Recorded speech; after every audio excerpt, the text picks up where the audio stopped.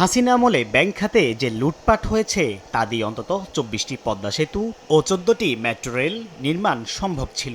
অন্তর্বর্তী সরকারের উদ্যোগে করা শ্বেতপত্র কমিটির প্রতিবেদনে উঠে এসেছে এই তথ্য। সীমাহীন এসব অনিয়মের পিছনে ছিল রাজনৈতিক প্রভাব খাটিয়ে ব্যাংকের অনুমোদন ও মালিকানা নেয়া। তাই মাত্র ২% শেয়ার ধারণ করে ব্যাংকের পরিচালনা পর্ষদে প্রবেশের সুযোগ কমানোর পরামর্শ দিচ্ছেন খাত সংশ্লিষ্টরা।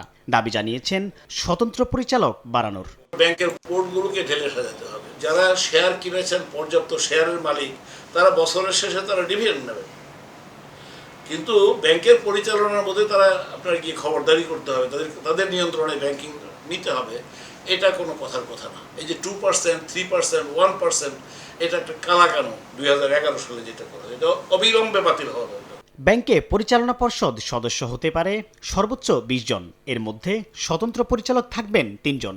অর্থনীতিবিদরা বলছেন, পর্ষদ সংখ্যা পরিবর্তন আনার চেয়ে আর্থিক খাতে রাজনৈতিক প্রভাব বন্ধের উদ্যোগ নিতে হবে। ব্যাংকিং সেক্টরের যে সুশাসন সেটাকে নিশ্চিত করতে হবে। যদি সরকারি বা রাজনীতির লেজুর ভিত্তিতে কেউ সুবিধা নিতে চান, আমরা যত ভালো আইনি করি সেটা থাকবে না। কাজেই আমার কাছে মনে হয় যে একদম উপর থেকে শক্ত সুশাসন ব্যবস্থা আনতে হবে।